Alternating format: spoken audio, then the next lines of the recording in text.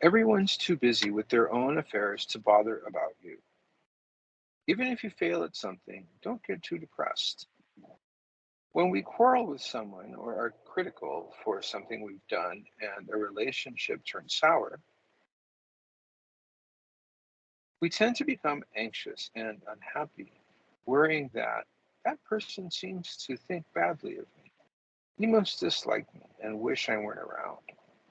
Then we start to avoid people and become suspicious, imagining all sorts of strange things, and end up unable to relate comfortably to others. But think about it for a minute. Everybody's too busy with their own affairs to bother much about the people around them. When you realize that, you will feel much more comfortable. I received the following message from Mr. Goto, a reader of my email newsletter. I've made a lot of mistakes in my work recently. I worry that my bosses and colleagues are wishing I weren't even in the workplace anymore. It makes me depressed. I asked a few questions. Are there people in your workplace who make even more mistakes than you do? Yes, I would say so. Are you always hoping that such people will leave the workplace? Do you want to get rid of them? I might think that for a moment when their mistakes directly cause problems for me, but not for very long. I tend to forget about other people's mistakes. That's right. If what they did causes you a problem, you get mad and think all kinds of things. But you forget about it in a day or two. And I think everyone's that way, too. Yes, I'm sure you're right about that. I think so. Today is Sunday. Do you suppose the person you are so worried about is spending his day off wishing you disappear from the workplace?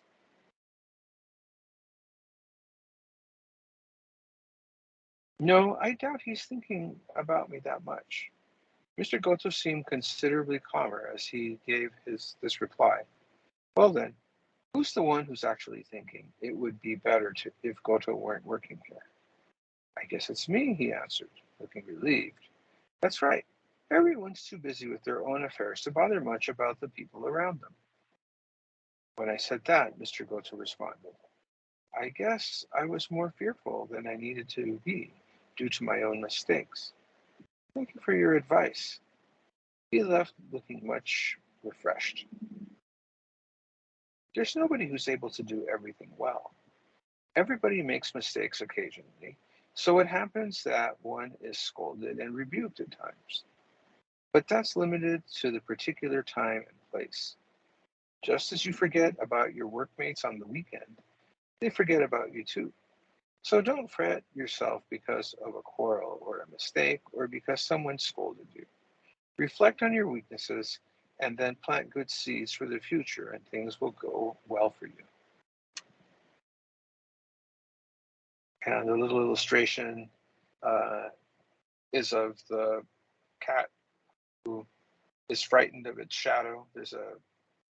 He's casting a shadow, but the shadow looks very ominous and very angry, and is saying, "He really hates you." And the little animal says, "Could I just be frightened of my own shadow?" So the story asks us to think about um, how we talk to ourselves. Uh, we plant a lot of bad seeds directed at ourselves with our minds. And this is a story is a good example about that. We become very afraid of what will happen and fill ourselves with anxiety because we let our minds run away.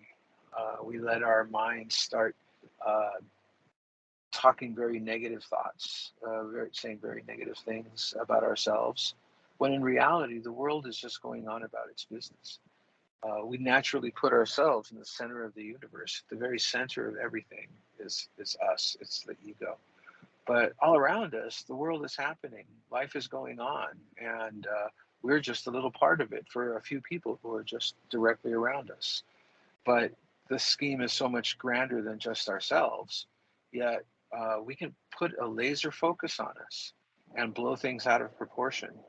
and cause some very crippling anxiety.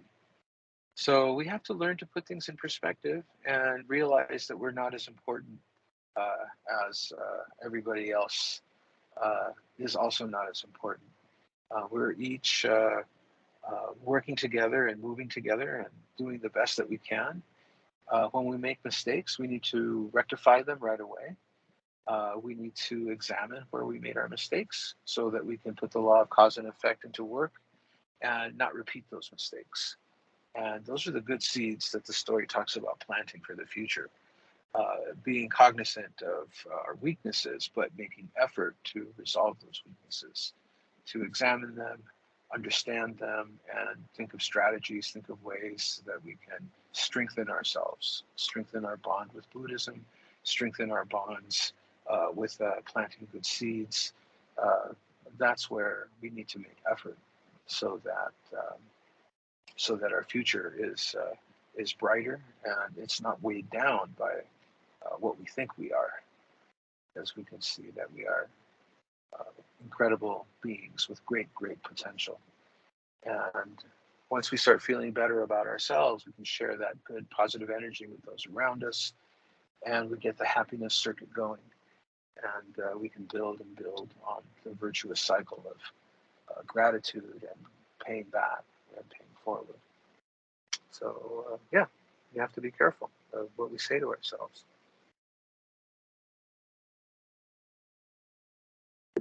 Okay, thank you very much, Rick, for reading the story and explanation. Well said. And that's all for today's afternoon recitation meditation practice.